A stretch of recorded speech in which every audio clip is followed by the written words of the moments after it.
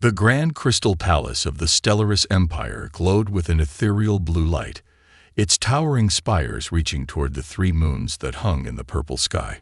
Inside the royal meeting chamber, King Marcus paced back and forth, his translucent wings twitching with anxiety. The morning's news had shaken him to his core. "Your Majesty." The royal physician bowed deeply, his silver robes shimmering in the ambient light. "I regret to inform you that after extensive testing, Princess Anna shows no signs of fertility.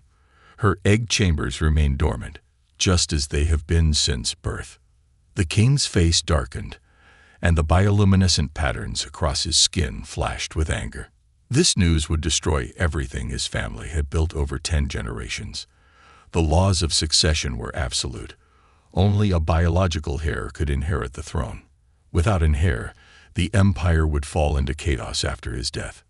Princess Anna stood by the window, her delicate fingers tracing patterns on the crystal surface. Unlike her father's aggressive red patterns, her skin glowed with gentle blue lights that pulsed softly with her heartbeat. She had always known something was different about her, but hearing it stated so plainly before the royal court hurt more than she expected. "There must be something we haven't tried," King Marcus growled, his voice echoing off the chamber walls. "What about the treatments from the outer colonies?" The physician shook his head. "We've attempted everything known to our science, Your Majesty. The princess's condition appears to be permanent." The news spread through the palace like wildfire. By evening, every noble house knew that the royal line was in danger. Princess Anna could hear the whispers as she walked through the gardens, could see the pitying looks from the servants. She was no longer just the princess. She was the failed heir, the end of a dynasty. The situation grew more complicated when reports arrived from the border planets. Earth, that troublesome planet of primitive but resourceful beings, was pushing back against the Empire's mining operations in their solar system. The humans claimed the asteroid belt as their territory, despite the Empire's superior right to all resources within this sector. King Marcus spent sleepless nights in his private chambers, watching recordings of human diplomatic meetings. These creatures, so different from his people, with their solid skin and inability to absorb starlight, had somehow managed to become a thorn in his side. Their ambassador, a tall woman with hair the color of their sun, had been requesting a meeting for weeks. "Perhaps," suggested his advisor, "we could use this situation to our advantage." The king's patterns flickered with interest. "Explain." "The humans are known for their medical advances, primitive as they may be. They approach problems differently than we do. If we send Princess Anna to them as a gesture of goodwill, we accomplish 2 things. We remove the embarrassment of an infertile heir from court, and we appear generous to our potential adversaries." The idea took root in the king's mind. Yes, this could work. The humans would see it as an honor to host a royal princess, and he would have time to figure out a more permanent solution to his succession problem. Besides, their primitive medicine could do no worse than his own physicians had done. That evening, he summoned Princess Anna to his private garden. She found him standing beneath the luminous trees, their branches heavy with glowing fruit. "My daughter," he said, not turning to face her, "you will go to Earth as our ambassador of goodwill. This is not a request." Anna felt her patterns dim with sadness, but she maintained her royal composure. "Yes, father. When do I leave?" "The human transport arrives in 3 days. Pack only what you need. They will provide the rest."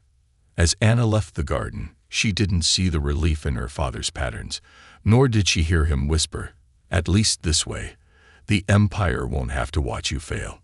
3 days later, as she boarded the human ship, Princess Anna looked back at her crystal world one last time. She didn't know it then, but this moment marked the beginning of a change that would reshape 2 civilizations forever. The human diplomatic vessel Starbridge glided through space, its sleek design a stark contrast to the crystalline ships of the Stellaris Empire. Inside, Princess Anna sat in her private quarters, watching the stars streak by.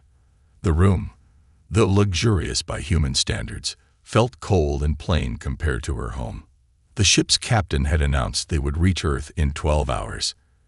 Anna spent her time studying the information tablets they had given her about her new temporary home. Earth's gravity would be stronger, its air thicker, and its people so very different from her own. Meanwhile, on Earth, the Global Council had gathered for an emergency session in New Washington. The massive chamber buzzed with excitement and concern as Ambassador Rachel stood at the podium, her voice clear and confident. The Stellaris Empire's decision to send Princess Anna is unprecedented, she announced, her hands gripping the edges of the podium. This is our chance to improve relations and perhaps negotiate better terms for the asteroid mining rights. In the front row, Dr. James Walker shifted uncomfortably in his seat. As head of the Xenobiology Research Center, he would be responsible for the princess's medical care during her stay. The reports he'd received about her supposed infertility didn't make sense. Something about the Stellaris biology didn't add up. Dr. Walker, the ambassador called out, "Is your facility prepared to host our royal guest?" He stood, straightening his lab coat. "Yes, Ambassador. We've modified the environmental controls to match Stellaris atmospheric conditions. Our medical bay has been equipped with their latest approved technology, and we've studied all the data they provided about their physiology." What he didn't mention was his growing suspicion that the Stellaris doctors had fundamentally misunderstood their own reproductive system. Years of studying their biology had shown him patterns that their rigid, traditional medical practices had overlooked. The Star Bridge entered Earth's atmosphere the next morning. Princess Anna watched in fascination as the blue planet grew larger in her viewport. Unlike her homeworld, with its crystal cities and purple skies, Earth looked like a swirling marble of blue and white. The landing was smooth, but the moment Anna stepped out of the ship, she felt the difference. Earth's gravity pulled at her body, making her feel heavy and clumsy. Her natural glow dimmed slightly in the harsh sunlight, and her wings pressed closer to her body, uncomfortable in the dense air. A delegation waited at the bottom of the ramp. Ambassador Rachel stepped forward first, performing the traditional Stellaris greeting with surprising accuracy. Behind her, Dr. Walker observed the princess with professional interest. Her bioluminescent patterns were unlike anything in their medical records. "Welcome to Earth, Your Highness," Ambassador Rachel said warmly. "We hope you'll find your stay here both comfortable and enlightening." Anna's patterns flickered with polite acknowledgement. "Thank you for your hospitality. I look forward to learning about your world and its people." Dr. Walker noticed how her translator struggled with certain frequencies in her speech, another detail that would need attention. The motorcade took them through New Washington's gleaming streets. Crowds had gathered behind barriers, eager to catch a glimpse of the alien princess.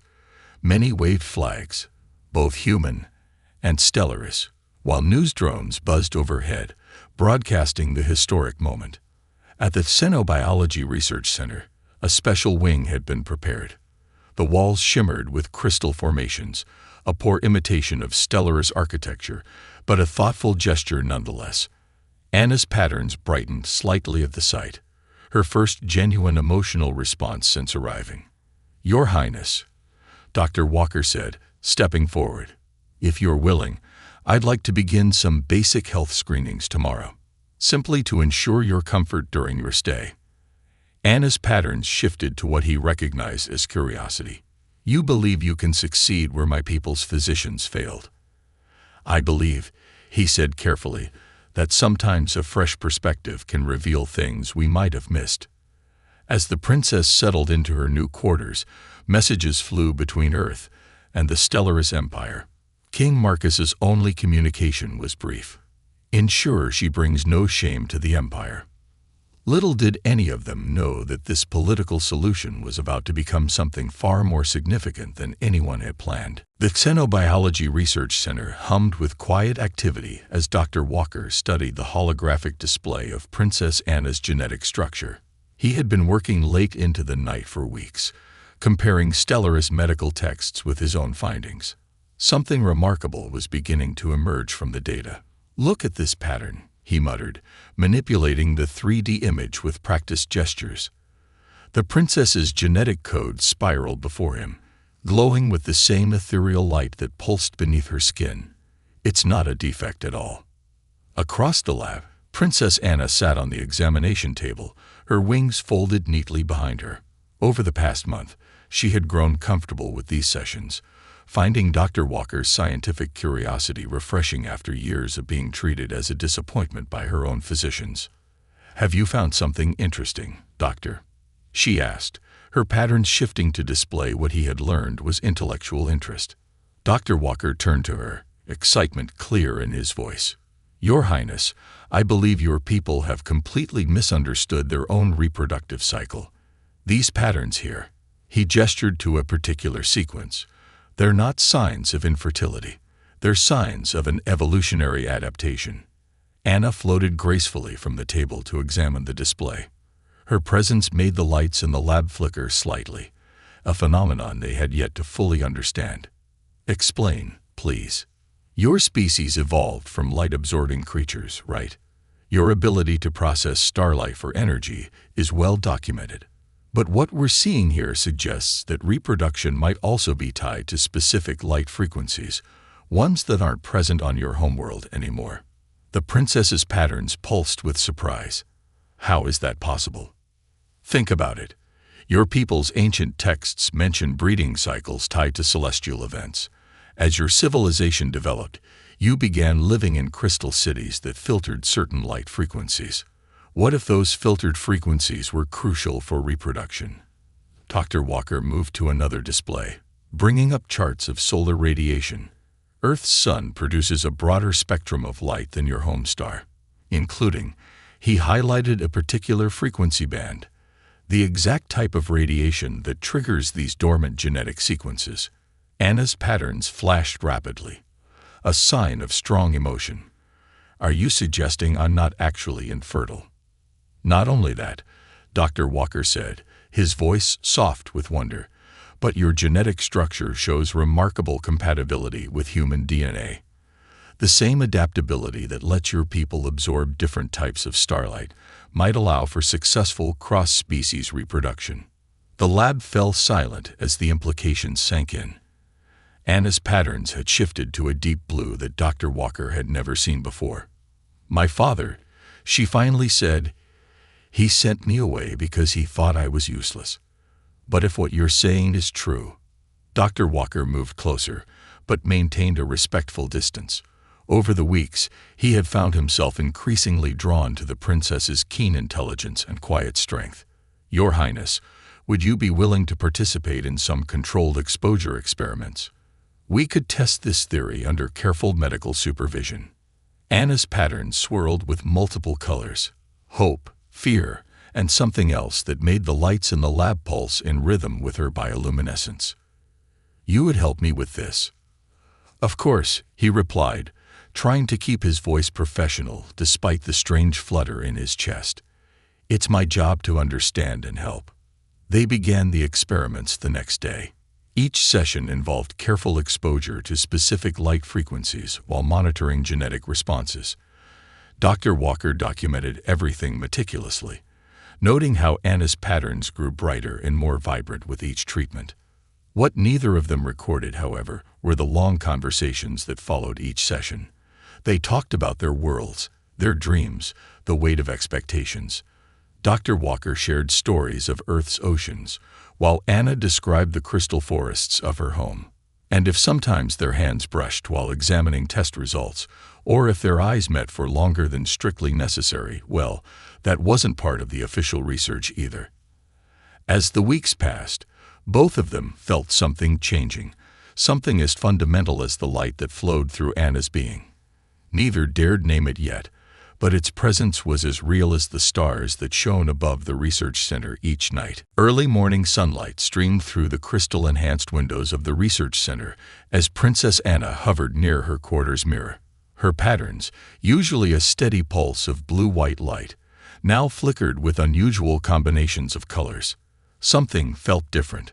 Her natural glow seemed brighter, more intense. She placed a delicate hand over her midsection, where an unfamiliar warmth had been growing for days. The sensation wasn't unpleasant, just unexpected. like starlight trapped beneath her skin. Down in the main laboratory, Dr. Walker was reviewing the latest test results when his computer started flashing urgent alerts. The princess's daily biometric readings were showing significant changes. His coffee cup clattered to the floor as he studied the numbers.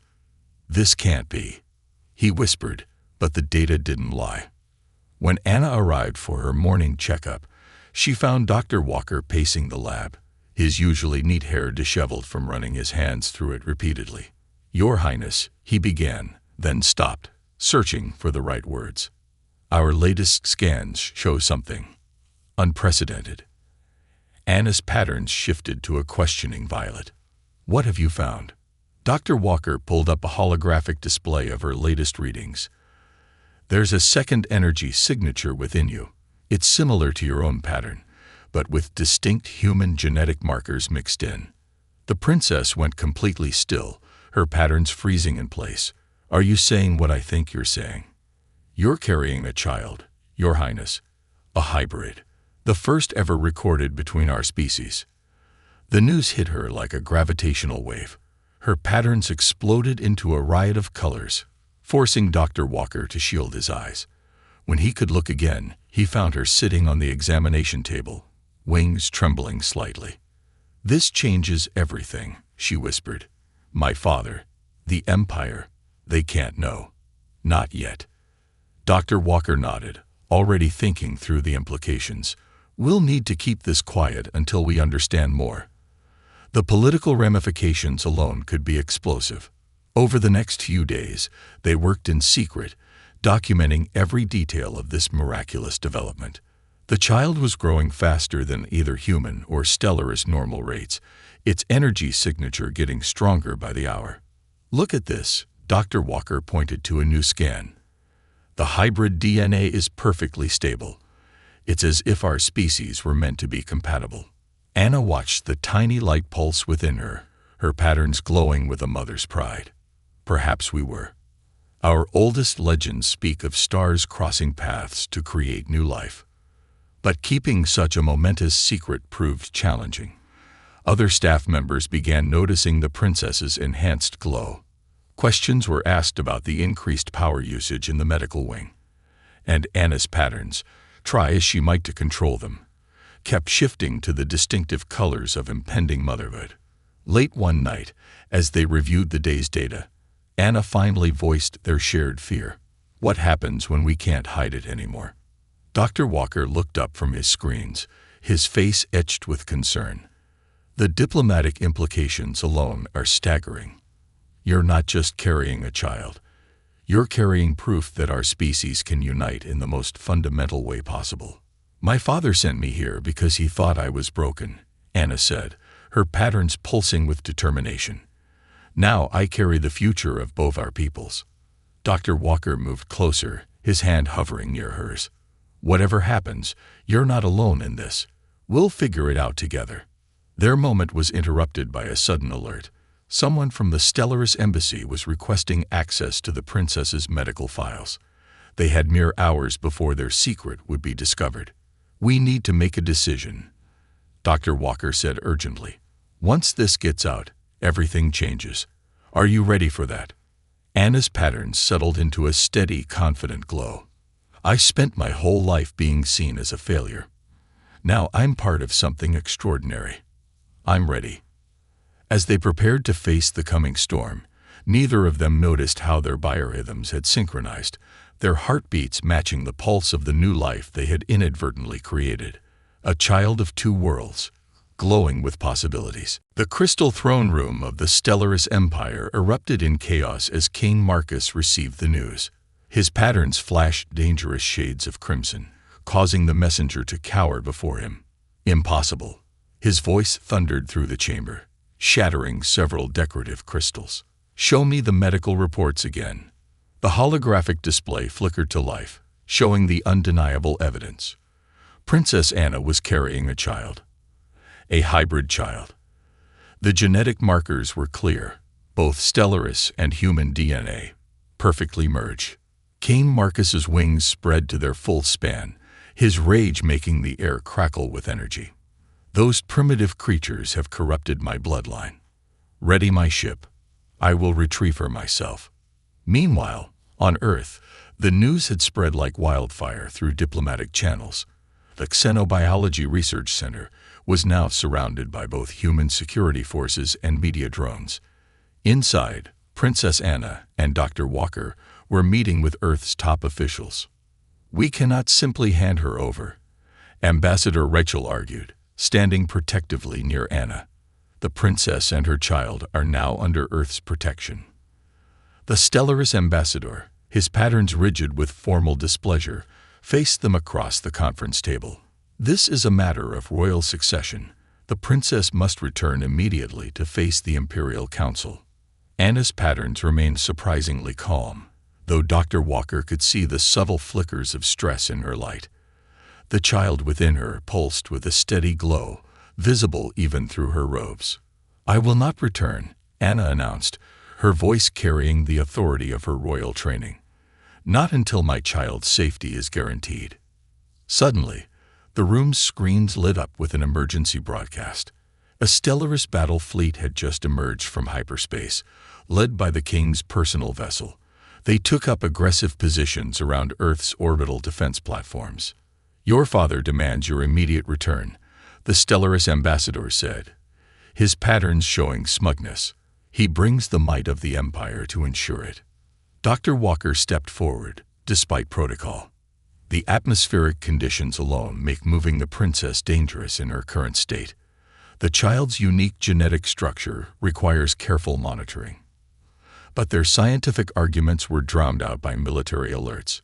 Earth's defense forces were mobilizing, matching the Stellaris fleet's positions. The situation was balanced on a knife's edge. In orbit, Cain Marcus watched the blue planet through his ship's crystal viewport. "Send down the ultimatum," he commanded. "Either my daughter returns voluntarily, or we will retrieve her ourselves." Back on Earth, the Global Council scrambled to respond. Military leaders advised immediate defensive action, while diplomats pleaded for negotiation. Through it all, Anna remained eerily serene, her patterns glowing with an inner strength that seemed to grow by the hour. "There's something you should see," Dr. Walker said suddenly, pulling up new medical scans. "The child. It's emanating energy patterns we've never seen before. They're affecting both Stellaris and human technology." Indeed, everywhere the princess went, communication seemed clearer, power systems ran more efficiently, and even the crystal architecture responded to her presence. The hybrid child was proving to be more than just a diplomatic crisis. It was a breakthrough in energy manipulation itself. Ambassador Rachel saw an opportunity. "Broadcast these findings to both fleets," she ordered. "Let them see what they're really fighting over." As the data streamed to ships in orbit, something unexpected happened. The Stellaris crews, seeing the familiar patterns of their own energy signatures enhanced and improved by human DNA, began to question their orders. Even Cain Marcus fell silent as he watched the readings. The child's energy signature pulsed through every crystal display, harmonizing with both human and Stellaris technology. It was beautiful, undeniable proof that both species were stronger together than apart. "My king," his science advisor whispered, patterns showing awe. "This could revolutionize our entire understanding of energy manipulation." But before Cain Marcus could respond, a new signal caught everyone's attention. Deep space sensors detected multiple ships emerging from hyperspace, ships bearing the marks of the Imperial Council themselves. The situation had just become even more complicated. The Imperial Council's ships emerged from hyperspace like crystal flowers blooming in the void. Their ancient vessels, far more intricate than modern Stellaris ships, cast prismatic lights across Earth's orbit. Leading them was the Grand Archivist's vessel, its surface etched with historical records dating back millennia. Inside the Xenobiology Research Center, Princess Anna's patterns suddenly intensified, resonating with the ancient ships above. The child within her responded, creating waves of light that made every crystal in the building sing. The prophecy. The Grand Archivist's voice echoed through all communication channels, in both human and Stellaris frequencies. It's exactly as the ancient texts foretold. Dr. Walker watched in amazement as holographic images appeared, showing ancient Stellaris cave paintings.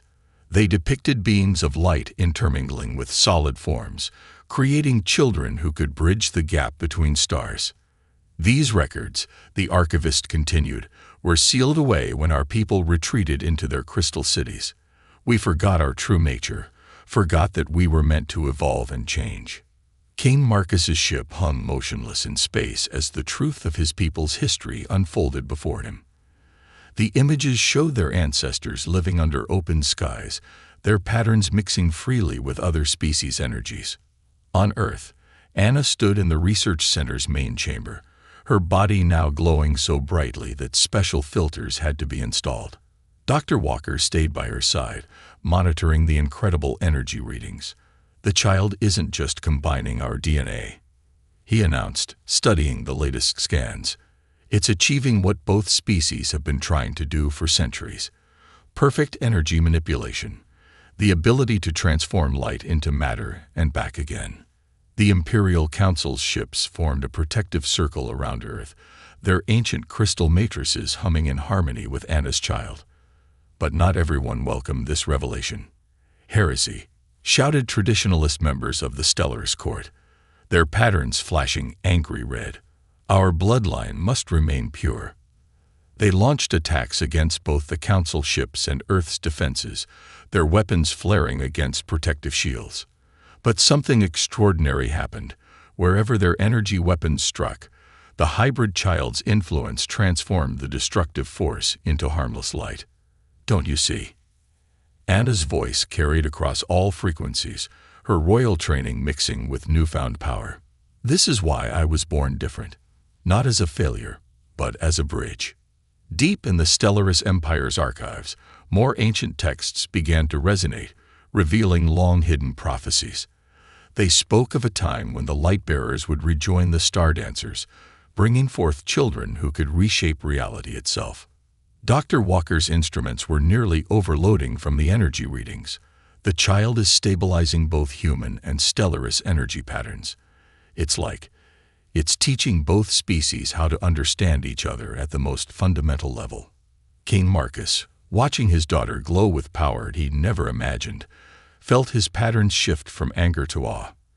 The Grand Archivist's ship transmitted more historical records, showing how the Stellaris people had once been nomads among the stars, sharing their light with all they met. But the traditionalists wouldn't give up easily. A group of hardline crystal ships broke formation, charging their weapons. "We will not allow this abomination." Before they could fire, Anna's child pulsed once, and every crystal in their ships began to sing the ancient songs of the star dancers. The weapons transformed into pure light, harmless and beautiful. "The time of isolation is over," the Grand Archivist declared. As it was foretold, the bridge between matter and energy, between solid and light, has returned. Dr. Walker looked at his instruments in disbelief. The child's influence was spreading, teaching human technology how to speak with Stellaris crystals, showing Stellaris ships how to interface with human computers. "It's not just a hybrid," he realized. "It's the next step in both our species' evolution." As the truth settled across both fleets, the traditionalist resistance crumbled. How could they deny what their own crystals sang? What their most ancient prophecies had promised? Above Earth, two civilizations faced a future neither had imagined, while below, a princess and a doctor watched their impossible child reshape reality itself. The medical bay of the Xenobiology Research Center glowed with an otherworldly light as Princess Anna prepared to give birth. The room's crystals pulsed in sync with her patterns, creating a perfect environment of both human and Stellaris energies. Dr. Walker stood nearby, his instruments recording every moment of this historic event. The child's energy signature had grown so strong that special shielding had been installed throughout the facility. Even so, every electronic device within a mile radius responded to its presence. "It's time," Anna whispered, her patterns shifting to brilliant gold. The birth itself was unlike anything either species had witnessed. As the child emerged, it existed simultaneously as both matter and pure energy, its form shifting between solid and light. Its first cry came as a pulse of radiance that temporarily illuminated the entire planet's atmosphere. Cain Marcus, watching from behind protective screens, felt his pattern synchronize with his grandchild's. The baby's light touched something ancient within him, awakening memories passed down through countless generations of his people.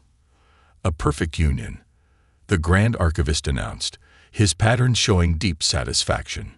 Both solid and light, both human and stellarous. The child, a girl, opened eyes that sparkled like stars. Her skin shifted between human flesh and crystalline light, and tiny wings of pure energy spread from her shoulders. When she smiled, nearby crystals chimed in harmony. "She's beautiful," Dr. Walker said softly, his scientific detachment forgotten as tiny fingers wrapped around his hand, sending gentle waves of warmth through his body. The baby's influence spread rapidly. Within days, human scientists reported breakthrough after breakthrough in energy manipulation and crystal technology. Stellarous engineers found themselves understanding human biological systems with unprecedented clarity. In orbit, the combined fleet of Earth and Stellarous ships had transformed. The vessels now incorporated both species technologies, creating hybrid ships that could navigate both physical space and energy waves. The prophecy speaks of this as just the beginning, the Grand Archivist explained during a global broadcast. She is the first of a new generation that will bridge not just our species, but our understanding of the universe itself. Trade agreements and cultural exchanges flourished. Humans learned to incorporate living crystals into their technology, while Stellarous cities began to pulse with the warmth of human innovation. The child's very existence proved that differences could become strengths. Cain Marcus, his earlier prejudices transformed by love for his grandchild, made a historic announcement from Earth's surface, the first time a Stellarous monarch had ever stood on solid ground. "The laws of succession are changed," he declared, his patterns showing absolute conviction. "Our empire will no longer be bound by the chains of purity. We will grow, adapt, and evolve, as our ancestors did before us." Dr. Walker and Anna watched their daughter grow, amazed by each new development. She could speak both verbally and through pattern light, could solidify energy into matter at will, and showed an innate understanding of both species sciences. The research center became a school, then a university as more hybrid children were born.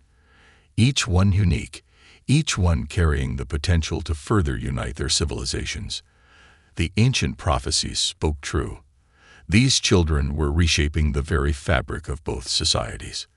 "Look at them," Anna said one evening, watching her daughter play with both human and Stellarous children, their combined laughter making the air shimmer with joy. "They don't see differences. They just see possibilities." Dr. Walker smiled, taking her hand as her pattern swirled with happiness. "They're the future we never knew we needed." Above them, Earth's sky had changed. Crystal satellites now orbited alongside traditional ones, creating a network that united both worlds. Ships of light and metal carried explorers to distant stars, seeking other civilizations to share their newfound harmony with. And in the grand crystal archives of both worlds, a new story was being written, not of conquest or isolation, but of unity and growth. A story that began with a king's mistake, a doctor's curiosity, and a princess who was never truly broken, but was instead the key to everything. The child who started it all looked up at the stars, her form shifting between light and matter, and smiled. This wasn't an ending. It was just the beginning of a whole new kind of adventure.